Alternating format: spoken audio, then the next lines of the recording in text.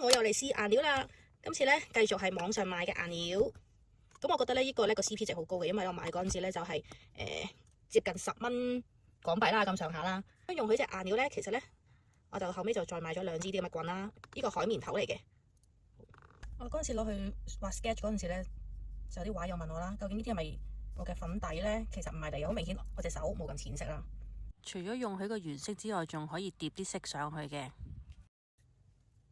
呢個咧就我嗰日去畫 sketch 作品啦，嗰陣時就係第一次嘅嘗試。咁但係翻到嚟咧，我覺得呢啲邊咧就真係有少少粗啊。咁我就會想將佢做翻 shop 呢個邊啦，同埋想寫翻 model 個名嘅。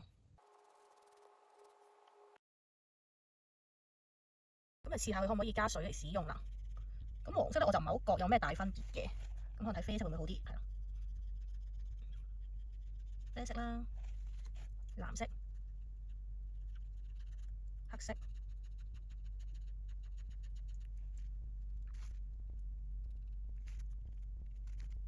黃色可能太淺色，其實唔係好睇得出，但係佢都係可以做一個水溶嘅效果嘅。